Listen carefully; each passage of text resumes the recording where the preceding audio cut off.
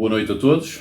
Quero-vos cumprimentar com a paz de Deus e para aproveitarmos o nosso tempo, quero-vos convidar a abrirem as vossas Bíblias no Evangelho de Marcos, capítulo 10, a iniciar no versículo 17. E diz assim: E pondo-se a caminho, correu para ele um homem, o qual se ajoelhou diante dele e lhe perguntou: Bom mestre, que farei para herdar a vida eterna? E Jesus lhe disse: Porque me chamas bom? Ninguém há bom senão um, que é Deus. Tu sabes os mandamentos: não adulterarás, não matarás, não furtarás, não dirás falsos testemunhos, não defraudarás alguém, honra a teu pai e a tua mãe. Ele, porém, respondendo, lhe disse: Mestre, isso tudo guardei desde a minha mocidade. E Jesus, olhando para ele, o amou e lhe disse: Falta-te uma coisa. Vai e vende tudo quanto tens e dá-o aos pobres, e terás um tesouro no céu, e vem e segue-me. Mas ele, contrariado com essa palavra, retirou-se triste porque possuía muitas propriedades. Então Jesus, olhando ao redor, disse aos seus discípulos: Quão dificilmente entrarão no reino de Deus os que têm riquezas? E os discípulos se admiraram destas suas palavras, mas Jesus, tornando a falar, disse-lhes: Filhos, quão difícil é para os que confiam nas riquezas entrar no reino de Deus. É mais fácil passar um camelo pelo fundo de uma agulha do que entrar um rico no reino de Deus. E eles se admiravam ainda mais, dizendo entre si: Quem poderá, pois, salvar-se? Jesus, porém, olhando para eles, disse: Para os homens é impossível, mas não para Deus, porque para Deus todas as coisas são possíveis. Até aqui a nossa leitura deste texto. E é muito interessante que o texto que nós acabamos de ler nos revela um homem que se apercebe que Jesus vem pelo caminho e ele vai abordar Jesus e se ajoelha diante de Jesus e lhe faz uma pergunta. E a pergunta está no versículo 17: Bom mestre, que farei para herdar a vida eterna? Eu gostava de usar este texto e a pergunta deste homem para formar o título da partilha bíblica desta noite. Ou seja, a certeza da vida eterna. Será que podemos provar a certeza da vida eterna? É muito interessante a pergunta deste homem e a forma como ele se ajoelha diante de Jesus, se lança diante dos pés de Jesus, e percebemos que, por um lado, ele percebeu quem tinha à sua frente. Ele reconheceu Jesus. Ele reconheceu como mestre, ele reconheceu como Cristo, ele reconheceu como o Filho de Deus. Mas também, pela atitude do homem, conseguimos perceber a importância do tema. A importância da certeza da salvação para este homem. E é isto que vamos falar nesta noite. É muito interessante, porém, a resposta que Jesus vai dar à pergunta que lhe foi feita. A pergunta que foi feita, recordo mais uma vez: Bom mestre, que farei para herdar a vida eterna? Vamos ver a resposta de Jesus para este homem. Versículo 19. Tu sabes os mandamentos. Ou seja, Jesus está diante do homem e não lhe está a perguntar se ele conhece os mandamentos, ele está a dizer-lhe: Tu sabes os mandamentos. É como se Jesus estivesse a olhar para ele, Jesus, o Filho de Deus, olhando, vendo o seu exterior, olhando, mas penetrando no seu interior, como Deus que nos conhece por fora e por dentro, e lhe dissesse: Tu sabes os mandamentos. Não adulterarás, não matarás, não furtarás, não dirás falsos testemunhos, não defraudarás alguém, honra a teu pai e a tua mãe. E este é o primeiro argumento para termos a certeza da vida eterna. E o argumento é o argumento doutrinário. Ou seja, Jesus o que vai lançar como resposta, em primeiro lugar, é os mandamentos. Tem a ver com a palavra de Deus. E é preciso tu te perguntares nesta noite: qual é o significado da palavra de Deus para ti? Será que a palavra de Deus para ti é a verdade? Ou a palavra de Deus para ti é uma verdade? É preciso tu te perguntares nesta noite onde está fundada a tua fé. Onde estão fundadas as tuas convicções? Qual o significado que Jesus, o Cristo, o Filho de Deus, tem para ti? Nos dias de hoje, se eu tivesse a perguntar às pessoas acerca da fé, eu acredito que a maioria delas me iria responder: Pastor Marco, eu tenho a minha fé. E eu acredito piamente. E a grande realidade é mesmo esta, é que cada um tem a sua fé. Mas o ponto da situação não é se temos fé ou não. O ponto da situação é em quem nós temos a nossa fé. Porque só há um lugar, só há uma pessoa em que nós podemos ter fundada a nossa fé para a salvação. E a única pessoa é Jesus Cristo. Eu posso ter a minha fé em mim mesmo, na minha sabedoria, na minha inteligência, no meu conhecimento, na minha vontade, na minha força, no meu dinheiro, nas minhas posses, no meu nome, naquilo que está à minha roda, mas a única que me traz salvação tem a ver com a fé em Cristo Jesus. Amém? E isto é muito importante.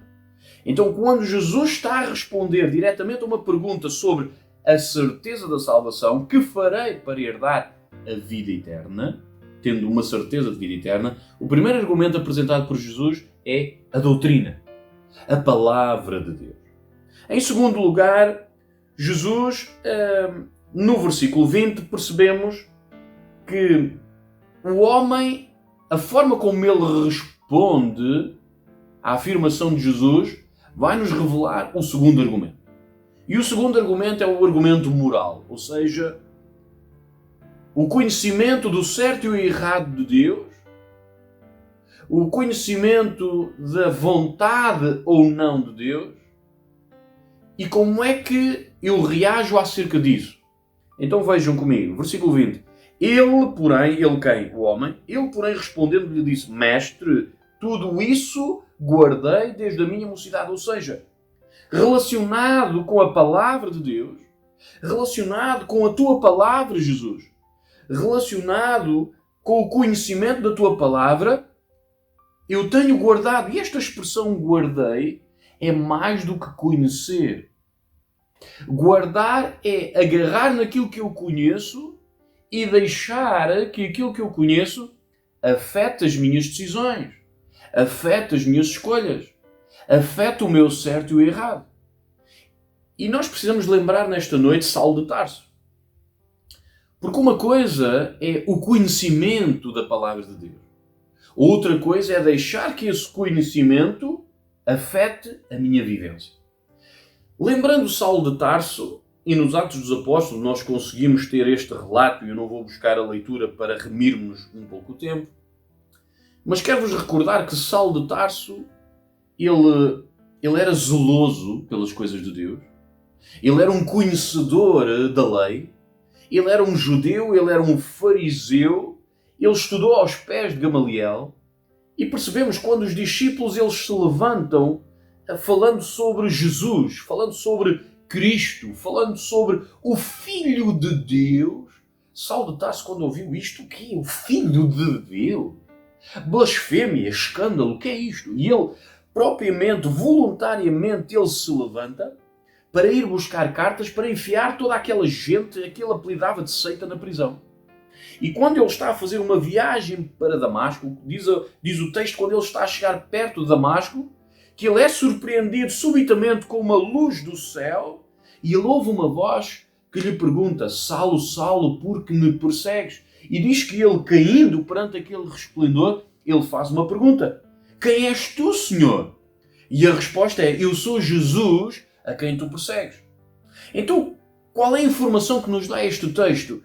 É que Saulo de Tarso, ele tinha conhecimento da lei, ele tinha conhecimento da palavra de Deus, mas ele não conhecia o Deus da palavra. E isto é muito importante nós falarmos disto. E quando estamos no nosso texto de Marcos capítulo 10, em que este homem está a responder a Jesus, ele porém respondendo-lhe disse, versículo 20, Mestre, tudo isso guardei desde a minha mocidade. Ou seja, ele está a dizer, eu não somente eu conheço a tua palavra, como eu tenho procurado guardá-la, como eu tenho procurado deixar que ela afete as minhas escolhas e as minhas decisões. Ou seja, é como se ele, entrando no segundo argumento, que é o argumento moral, ele dissesse, eu deixo que a tua palavra afete a minha vivência. Eu quero e tenho correspondido em viver a tua palavra. Mas em terceiro lugar, e muito interessante, Jesus no versículo 21, Jesus perante a resposta dele acerca da sua moralidade, em que ele coloca a fasquia da sua moralidade tão alto. Jesus diz que Jesus, olhando para ele, é muito interessante isto.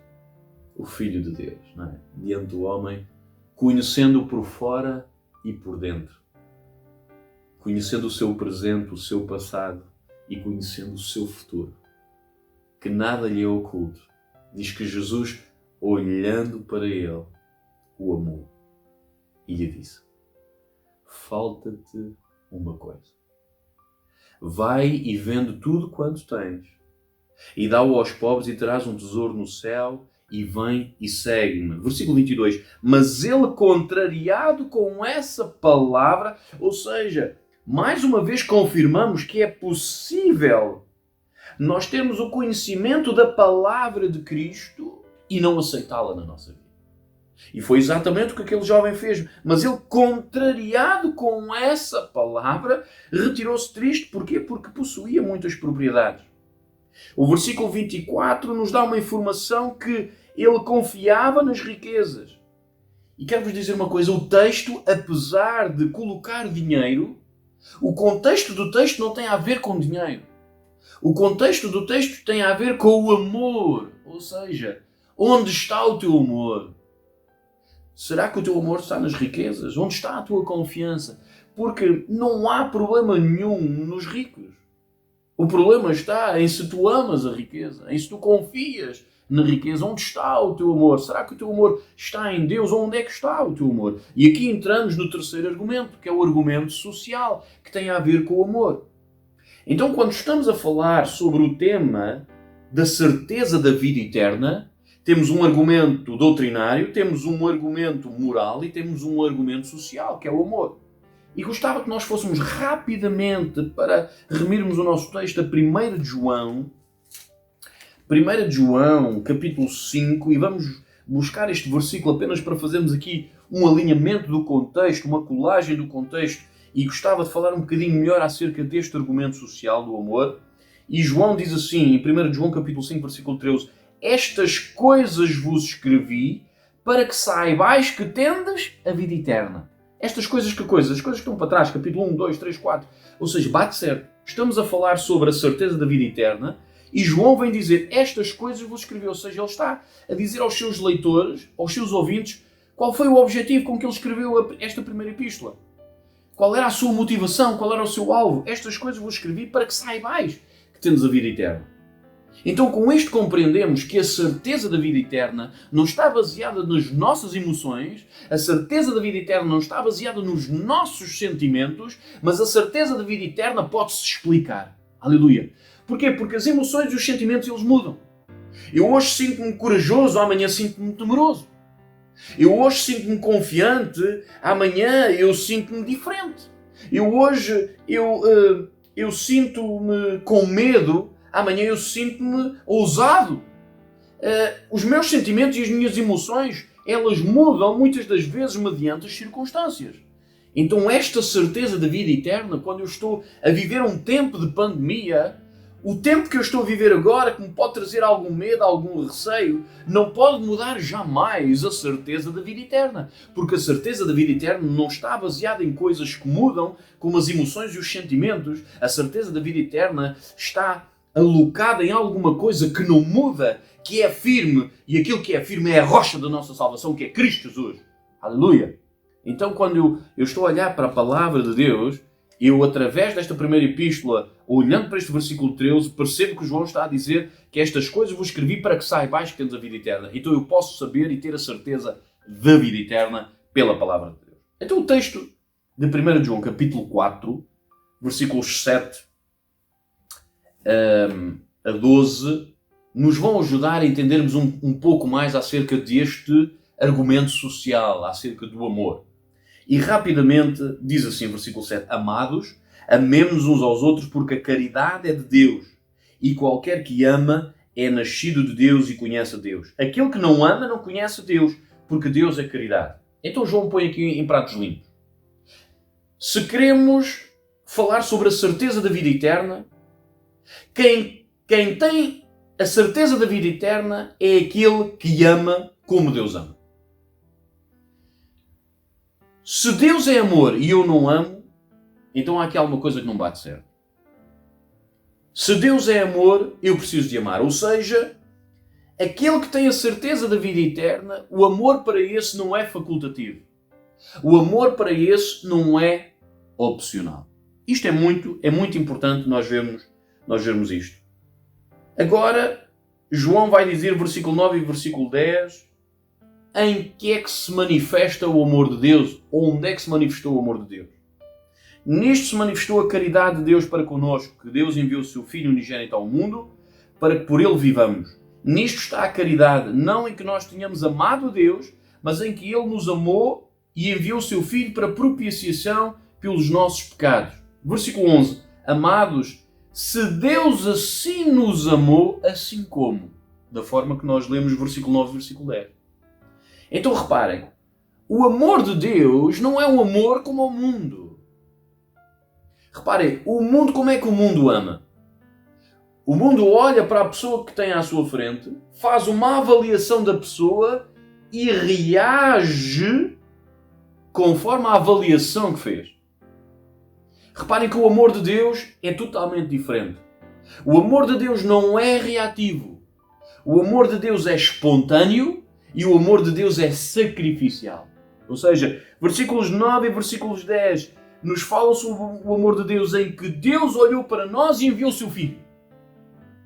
E diz que enviou o seu Filho para propiciação pelos nossos pecados. Amando-nos, enviou o seu Filho para propiciação pelos nossos pecados. Ou seja, nós estávamos separados de Deus. Nós éramos inimigos de Deus.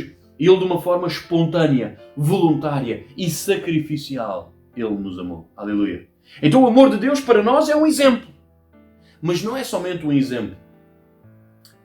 O amor de Deus para nós também é uma motivação. Também é uma inspiração. Porque diz o versículo 9. Nisto se manifestou a caridade de Deus para connosco, que Deus enviou o seu Filho unigênito ao mundo para que por ele vivamos. Ou seja, temos aqui a inspiração. Aleluia. O amor de Deus não somente é um exemplo para nós, mas também nos inspira. E o versículo 11, e é aqui que eu gostava de chegar, acerca deste argumento social, acerca do amor, é que o apóstolo João está a dizer, amados, se Deus assim nos amou, tal como nós vimos, versículo 9, versículo 10, também nós devemos amar uns aos outros.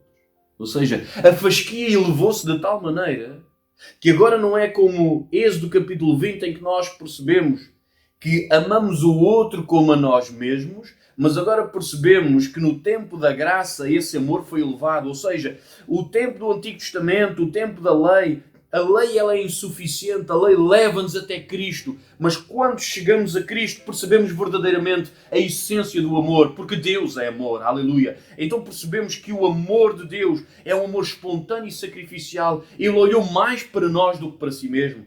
Filipenses nos mostra acerca disto. Em Filipenses, oh aleluia, em Filipenses nós vemos o Rei dos Reis e o Senhor dos Senhores. Ele agarrando no seu manto, colocando o seu manto de lado, agarrando a sua coroa e retirando a sua coroa e dando-se a si mesmo. E tomando a forma de servo.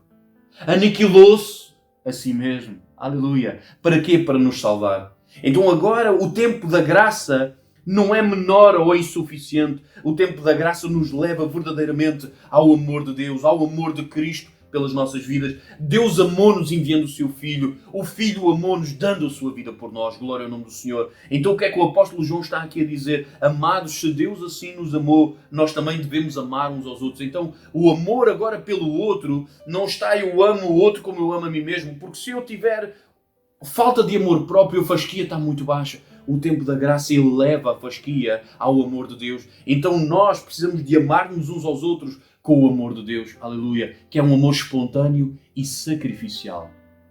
Então precisamos novamente ir a Marcos capítulo 10, à nossa ilustração desta noite, àquele jovem rico, para percebermos o que é que verdadeiramente Jesus estava a dizer. Jesus estava-lhe a dizer, olha, falta-te uma coisa. Vai vendo tudo quanto tens, ou seja, vai vendo tudo aquilo a que está arraigado o teu amor. E dá-o aos pobres. E terás um tesouro no céu, e vem e segue-me. Ou seja, tu tens que trocar o objeto do teu amor. O teu amor tem que ser sacrificial. se tu verdadeiramente me amas, tu vais deixar aquilo a quem tu tens colocado o teu grande amor e vais me amar a mim e vais confiar em mim e vais sacrificar o lugar, o objeto onde tu tens o teu amor por mim. Então quando estamos, e novamente, e é assim que nós vamos terminar, e quando estamos perante o tema, bom mestre, que farei para herdar a vida eterna? Então tu precisas de perceber diante de ti o significado da palavra de Deus. O significado daquilo que tu ouves acerca de Deus. Se tu deixas isso afetar as tuas emoções, afetar as tuas escolhas, afetar a tua moralidade. E verdadeiramente, como é que é o teu amor? O teu amor é reativo ou o teu amor é espontâneo e sacrificial? Sabes, quanto mais tu estás na palavra de Deus, quanto mais deixas a palavra de Deus afetar as tuas escolhas e as tuas emoções, mais tu estás em Deus, mais tu tens o amor de Deus. Porque Deus é amor e se tu estás em Deus, tu também amas. Obviamente tu não vais ter o amor primário, que o amor primário é o amor de Deus, mas tu vais ser um reflexo do amor de Deus. Aleluia. Então tu não vais amar mais o outro de uma forma reativa, avaliando quem ele é, mas tu vais amá-lo como Deus te ama a ti, espontaneamente e de uma forma sacrificial. Então, num tempo como este, um tempo de pandemia, onde o cenário é de morte, tu precisas de ter uma certeza da vida eterna. E tu tens a certeza da vida eterna não baseada nos teus sentimentos ou nas tuas emoções. Tu tens a certeza da vida eterna baseada naquilo que diz a palavra de Deus.